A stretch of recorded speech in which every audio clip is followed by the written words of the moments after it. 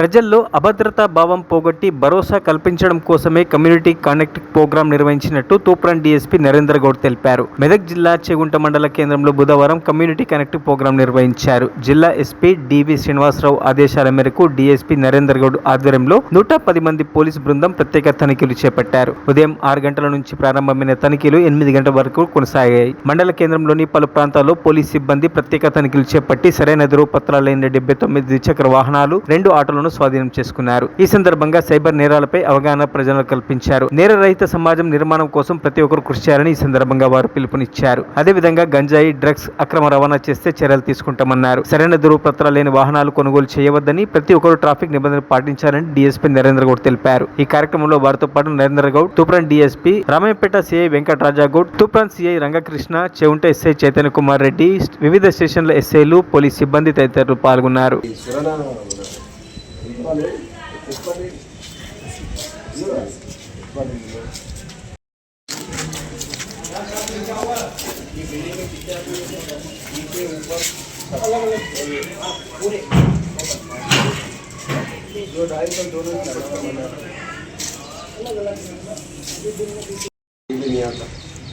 और केसेस भी बहुत बड़े केसेस रहते हैं, NDPS बोलते हैं।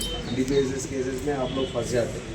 तो ये हमको इन्फॉर्मेशन है जो जाके बिहार जाके यूपी जाके वहाँ पूरा पैकेट ला रहे यहाँ बेच रहे। ये ऐसी है, अगर कोई ना कोई अगर लोग सालों नील बेटे से चिपटा नहीं ठीक है सर सर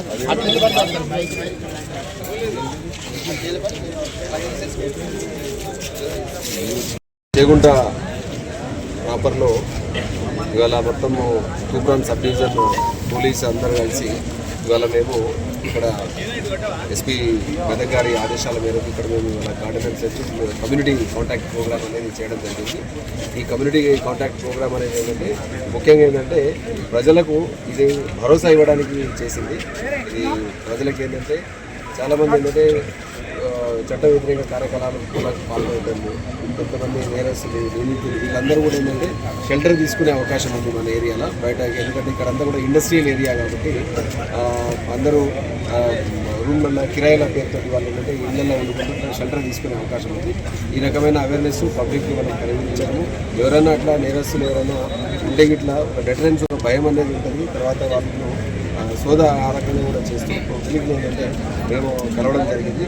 ఇందులో భాగంగా దాదాపు అన్ని అపార్ట్మెంట్లు, తర్వాత ఏదైతే ఇల్లు ఉన్నాయో అవన్నీ సెర్చ్ సోదా చేయడం జరిగింది. తర్వాత పబ్లిక్ని వాళ్ళని ఈ విషయంలో మేము అవేర్ చేయడం, ఎవరైనా కిరాయి బయట వ్యక్తులకు ఇచ్చినట్లయితే వాళ్ళకి సంబంధించిన పూర్తి ఐడి కార్డు, తర్వాత వాళ్ళకి సంబంధించిన వివరాలు ఉంటేనేది కొంతమందికి నేరస్తులకు ఆశ్రయం చేసిన తర్వాత వాళ్ళు కూడా ఇబ్బంది పడే అవకాశం ఉంది కాబట్టి ఆ విషయం కూడా అందరికీ చెప్పడం జరిగింది. తర్వాత గాంజా, డ్రగ్స్ ఇట్లాంటి వాటిని సప్లై చేసే అవకాశాలు ఉన్నాయి కాబట్టి ప్రొసెషన్లో కూడా పెట్టుకునే అవకాశం లేదు. అట్లాంటి అక్రమ కార్యకలాపాలకు కూడా పాల్పడకుండా విషయం కూడా అందరికీ పెట్టడం జరిగింది. అదేవిధంగా ముఖ్యంగా ఏంటంటే కొన్ని వెహికల్స్ మేము సీజ్ చేయడం జరిగింది.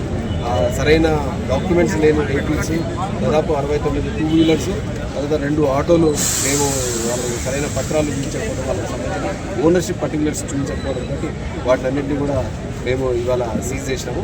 పూర్తి అంటే వాళ్ళ డాక్యుమెంట్స్ మాకు చేసిన తర్వాత ఒకసారి ప్రాపర్గా వెరిఫై చేసేసి వాటిని కూడా రిలీజ్ చేయడమో లేకపోతే కోర్టుకు సబ్మిట్ చేయడమో చేస్తాము.